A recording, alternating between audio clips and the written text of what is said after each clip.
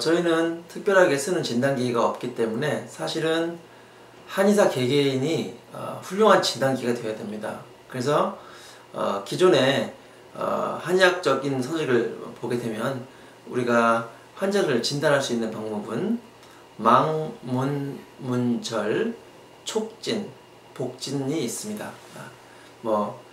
이 망문문절, 복진, 촉진이라는 것은 복진은 배를 눌러봐서 하는 것이고요. 촉진은 이렇게 피부를 본다던가 이렇게 만져서 하는 것이고, 망원경 할 때 망자기 때문에 바라봐서 딱 보고 아는 것이 망진이고요. 문진은 그 사람의 말소리라든가 그런 걸, 냄새 같은 거를 이제 듣고 보고 보면서 알 수 있는 거고, 문진은 또 질문해서 하는 거.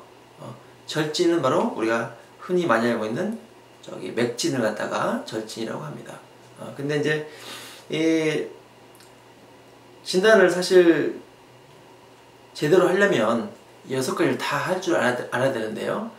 저 같은 경우는 이제 신안진단법이라고 해서, 신안, 신의 눈이란 뜻입니다. 그래서 우리가 의사지만 이렇게 사람 얼굴을 보고도 잘 판단 못하고, 맥을 보고도 잘 판단 못하고 그런 경우가 많거든요. 그런데 이제 신안진단법이라는 것은 딱 봐서 아는 경지. 즉 예를 들어서 환자가 왔을 때 본인의 증상을 말하지 않더라도 얼굴을 보고 맥진을 하고 체형을 보고 또는 복진을 해서 알아맞힐 수 있는 경지입니다. 그것은 상당히 고도의 숙련된 스킬이 필요한 건데요. 저는 그런 방식을 통해서 하는데, 예를 들자면 우리가 일반인들도 서풍이 불면은 비가 올 수 있다, 또는 검은 먹구름이 밀려오기 시작하면 우산 준비해야 되겠네. 이게 바로 진단의 한 방법이거든요. 마찬가지로 사람을 안색을 봤을 때 얼굴이 검은 사람, 붉은 사람, 푸른 사람 다양하거든요. 그걸 딱 보고 그 사람이 주는 그 얼굴색에 대한 정보를 가지고 바로 파악할 수 있는 정보들이 상당히 많습니다. 또한 눈, 코, 귀, 입이 강호동 씨하고 김재동 씨랑 완전히 다르거든요. 그걸 보고도 이 사람이 오장육부 중에 어디가 충실하구나, 어디가 부족하구나, 이거를 알 수가 있는 거예요. 그래서 우리가 또한 맥진, 어떤 사람들은 맥진을 거의 사기처럼 얘기하는데 절대 맥진을 알면 그렇게 얘기를 할 수가 없습니다. 정말로 자궁을 드러낸 사람, 아닌 사람을 놓고 비교하면 확실히 다르거든요. 그래서 얼굴 보고 판단하고, 맥진을 해서 파악하고, 체형을 보고 파악하고, 또 배를 눌러서 파악하면 상당히 촘촘한 그물이 될 수가 있어요. 그래서 웬만한 질병도 이렇게 파악할 수가 있는 거죠. 물론 정확한 진단을 위해서 양방학적 도움을 받는 것도 중요합니다. 하지만 양방학적 진단이 정확하고 촘촘할 것 같지만 사실은 성인 경우가 상당히 많습니다. 그래서 이미 병이 와 있는 병들도 못 잡아내는 경우가 많아요. 내가 암을 가지고 있어요. 현재 암 환자예요.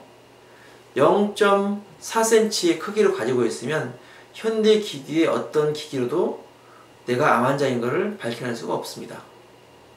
신장도 50%에서 70%가 망가지기 전까지는 절대 검사 결과에 나오지 않습니다.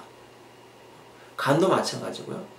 그래서 그런 문제가 생겼을 때 망진이라든가 또는 절진, 복진, 촉진, 맥진을 통해서 많은 부분을 밝힐 수가 있거든요.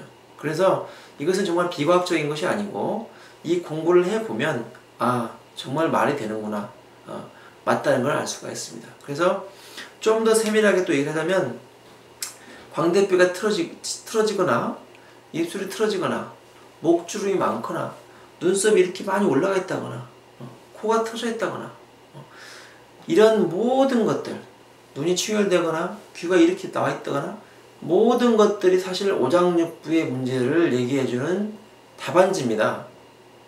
그래서 제가 사진을 보고, 실제로 제가 현장에 없고 사진만 보더라도 그 사람이 대충 어디에 문제가 있다는 걸 파악할 수 있다는 것이 바로 이런 것들을 공부했기 때문에 가능한 겁니다. 그래서 신안진단법은 아주 막강한 파워를 가지고 있죠. 그래서 이런 신안진단법을 통해서 우리가 진짜로 병되기 이전, 밑병, 병되기 전에 병을 고치는 것이 제일 좋은 의사거든요. 일단 병이 오게 되면 이건 병이 커진 거거든요. 근데 이제 미리 그것을 발견해서 치료할 수 있다면 제일 좋은 방법이 아닐까요? 그래서 신안진단법의 대략을 말씀드렸습니다.